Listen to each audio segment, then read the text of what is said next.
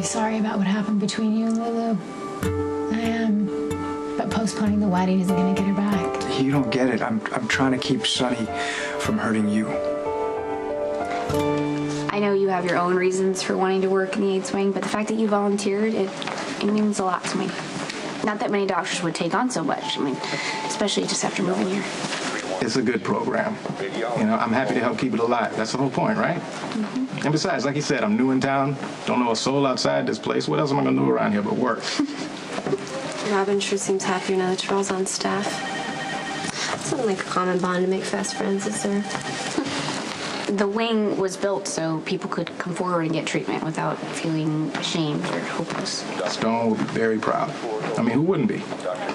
Everyone thinks that AIDS is a good cause to support, but it's not as personal as it is to me or to you. Yeah, Ricky was my boy growing up. You know, even before we kind of lost touch, I don't know. It's like when he died, a piece of me died too, you know? I have to say, it's really nice to talk to someone who understands.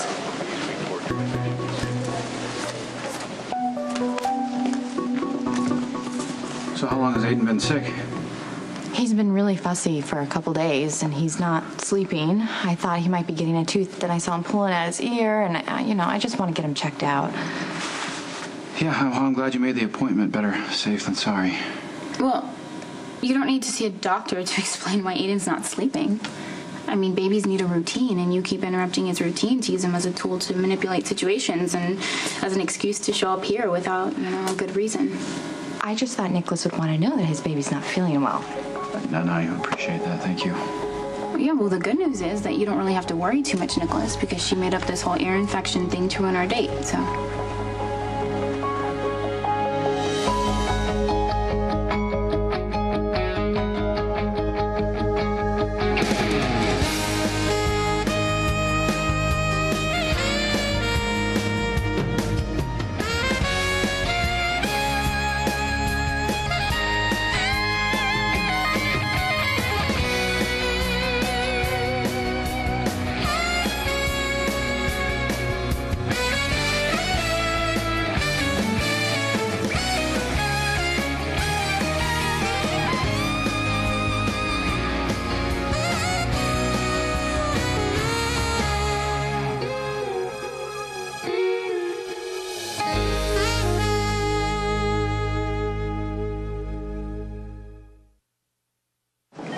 I spent some time touring the AIDS wing earlier. Very impressive.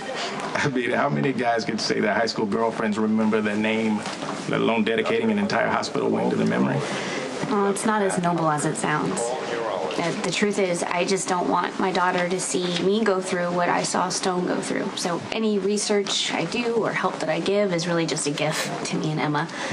But you're doing it for purely selfless reasons, to honor your friend Ricky. Yeah, don't go breaking out the pedestal just yet.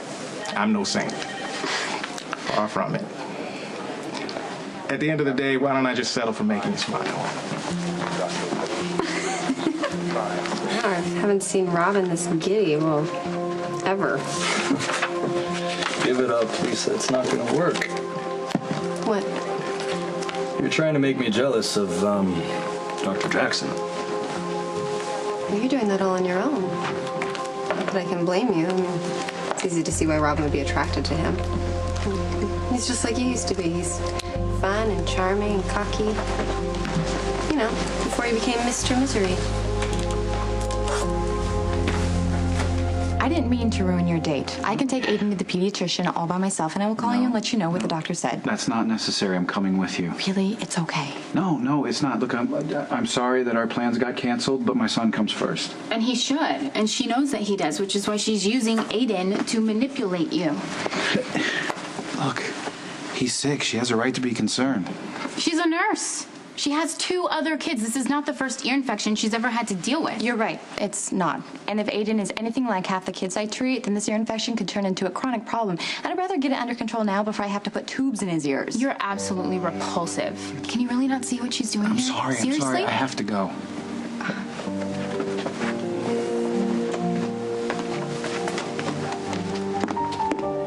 In science class, we're studying neurotransmitters. Even back in New York when we were strangers and you had no reason to. He still just did it. You don't need to protect me from Sonny. I know what I'm getting myself into. You could get hurt, Brenda.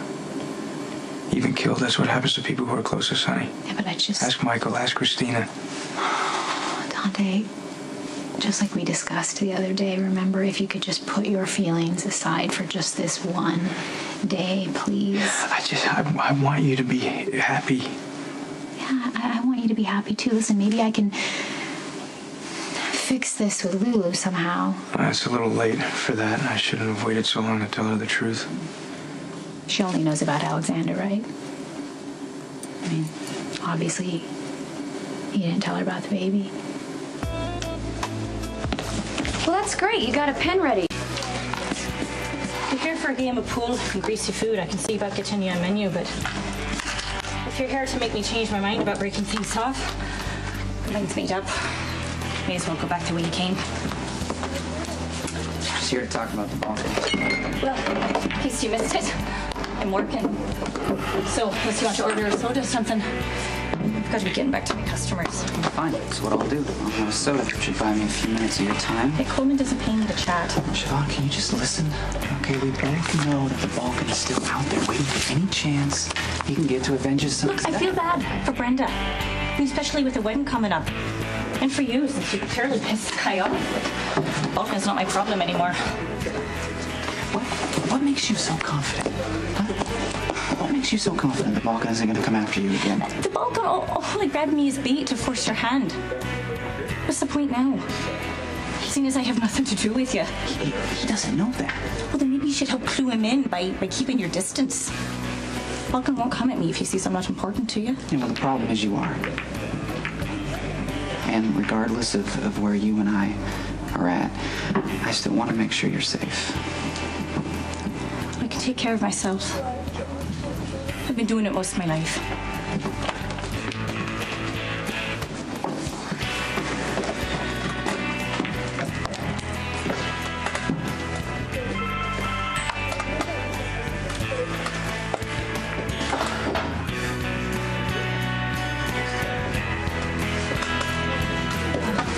Hey, I'm going on a break. It's a soda when you get your chance.